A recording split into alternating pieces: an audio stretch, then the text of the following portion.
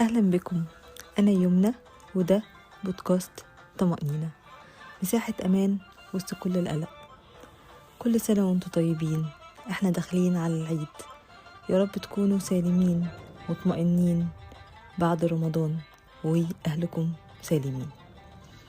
أوقات كتير العيد بيجي واحنا مش حاسين بنفس الفرح اللي كانت زمان. مفيش نفس الحماس، مفيش نفس الضحكة ولا نفس الإحساس العالي.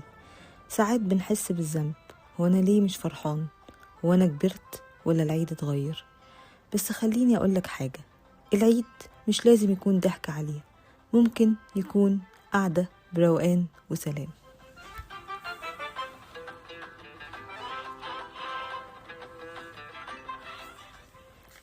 هو العيد اتغير ولا احنا اللي اتغيرنا؟ احنا كبرنا، بقت علينا مسؤوليات، في ناس غابت، في ظروف اتبدلت، في تعب بقى موجود. الطفلة اللي كانت بتستنى العيد مش هي الست اللي بترتب له، وده طبيعي. احنا اتعودنا ان الفرح لازم يبقى صوت عالي، ضحك كتير، صور، خروجات. لكن الفرح الحقيقي مش دايما بيجي بالصوت العالي، اوقات بيجي في قعدة هادية، لحظة امتنان، ضحكة بسيطة، او حتى راحة من غير توتر. العيد بقى موسم ضغط عند ناس كتير، تجهيزات، أكل، لبس، زيارات، مقارنات وسوشيال ميديا. وننسى نسأل نفسنا أنا عايزة العيد يكون إزاي؟ لو مش فرحانة قوي ده طبيعي. في ناس فقدت حد، تعبانة نفسيا، مرهقة أو مش قادرة تحس بنفس الإحساس القديم. الفرح مش فرض، والمشاعر مش زرار اللي تحسيه حقيقي حتى لو مش مطابق للصورة العامة. لو انتي العيد ساعات بيبقى تعب أكتر من الفرح. انتي اللي بتحضري، بترتبي، بتطبخي وبتظبطي وبتحاولي تخلي الكل مبسوط. بس مين قالك انك ما تستحقيش عيدك انتي كمان؟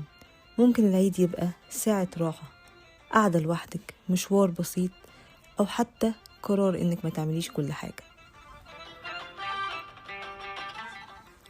يمكن العيد الحقيقي مش بس في اللبس ولا الصور ولا الأكل، يمكن العيد في إن قلبك يكون أهدى، إنك مسامح حد أو مسامح نفسك، إنك ممتن حتى وسط تعبك. اسأل نفسك إيه أكتر حاجة صغيرة ممكن تفرحني بجد؟ إيه الحاجة اللي لو عملتها النهاردة هتحسسني إني مرتاحة؟ اعمل حاجة واحدة بس من غير ضغط ومن غير مقارنة.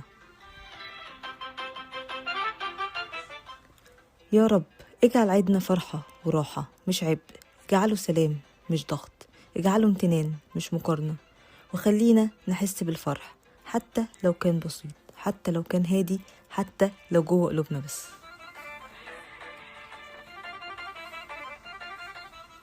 لو عيدك السنة دي مش زي زمان مفيش مشكلة، يمكن النضج بيغير شكل الفرح بس ما بيلغوهوش.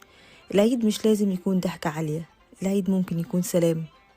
كان معكم طمأنينة، مساحة نعيش فيها الفرح بطريقتنا ومن غير ما نضغط نفسنا.